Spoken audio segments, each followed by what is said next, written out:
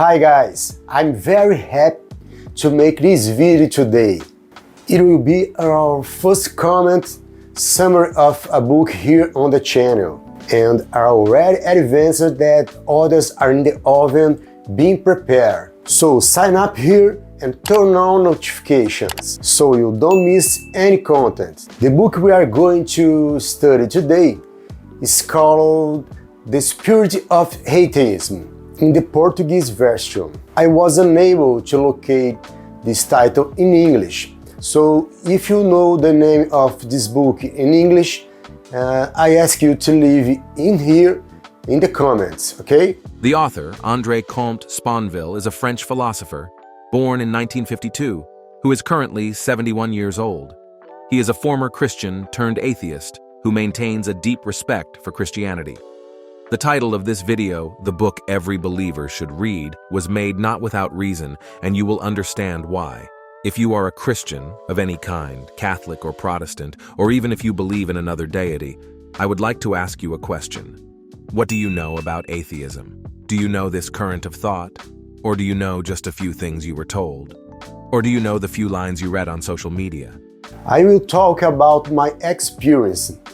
I attended a Pentecostal church for many years, and I remember that if I wanted to know about a certain subject, we were instructed to read a book written by another believer, comment on a certain religion or philosophy. That is, it was not possible to get to know Hinduism or African religions or about atheists, as we were always present with a prejudiced view, the view of another evangelical try to demonstrate Christian superiority to detriment to other religions or other philosophies. So that's the big reason why you should stay on this video until the end. Really get to know the thinking of atheism and draw your own conclusions. Of course, this book, The Little Book of Atheist Spirituality, is not a manual of this current of thought. But I guarantee that you, whether you are a believer or not, will be surprised by what we are going to talk about here today. So as not to waste any more time, I want you to reflect with me on the following sentence contained in this book, which will already give us a good idea of what lies ahead. I would be angry with myself if I caused someone to lose faith, being someone who needs it or simply lives better thanks to it.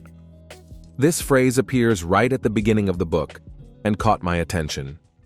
It is possible to draw several lessons from this statement, but what I would like to highlight is intellectual humility and respect for others, which are two skills that I will always highlight here on this channel. We are going to analyze this sentence and many other teachings contained in this wonderful work. I'm quoting this phrase at the beginning of the video to take away your fear about the book's content. Look at the respect the author had for people's faith, even though he is a convinced atheist. Most of us have that view of an atheist as a person who despises people's faith and thinks he is intellectually superior. Yeah, just that sentence from the beginning is enough to start deconstructing this image and make you leave a super like and subscribe to the channel. And you don't have to worry about activating notifications and then getting a bunch of messages in your email or that the phone will be beeping all the time. No. I post an average of 1 video a week. I am not concerned with quantity, but with quality. Then you can turn on notifications without any problem.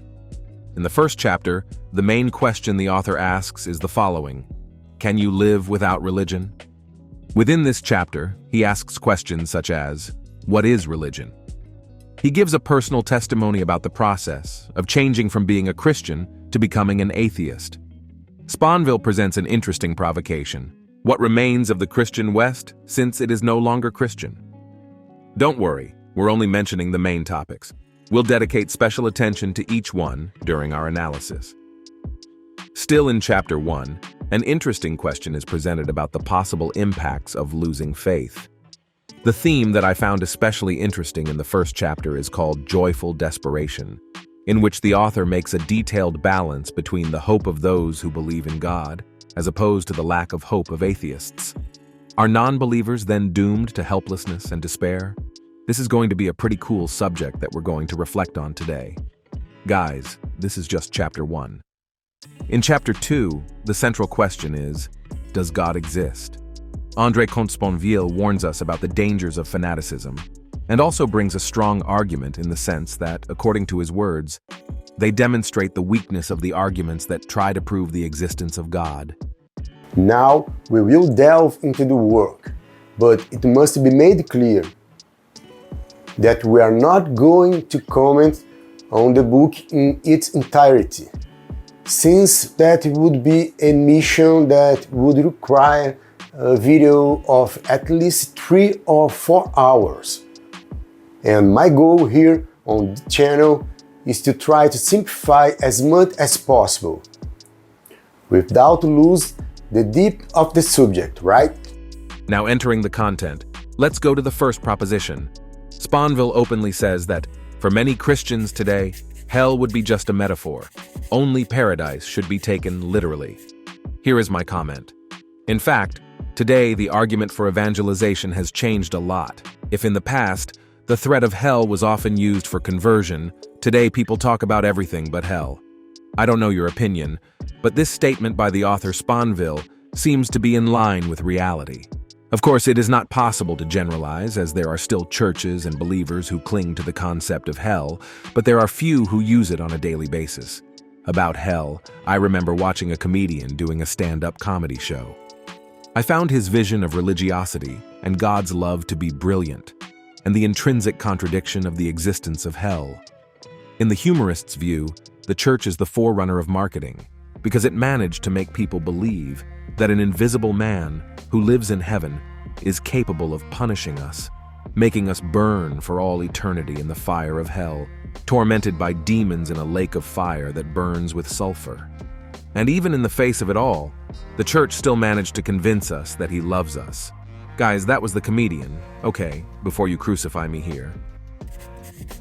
These biblical texts that are appearing are texts that talk about hell. Okay, this dichotomy between the love of God and such cruel punishment, combined with a perception that the concept of hell seems to be out of fashion, seems to me to have led believers to be somewhat ashamed of approaching this topic.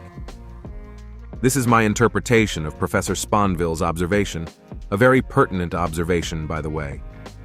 So repeating the philosopher's phrase, so that you can fix it. For many Christians nowadays, hell would be just a metaphor. Only paradise should be taken literally. Guys, we could talk for an hour just about this statement, but let's move on to give time to cover other important parts of the book, okay? Spirituality is too important for us to abandon it to fundamentalists. Still in the preface of the book, Sponville states that he has a horror of fanaticism, superstition, as well as dislikes nihilism or apathy. At this point, the author seems to flirt with agnosticism. Andre Comte Sponville is a staunch atheist. An atheist in its harshest sense, that is, a person who does not believe in any kind of deity.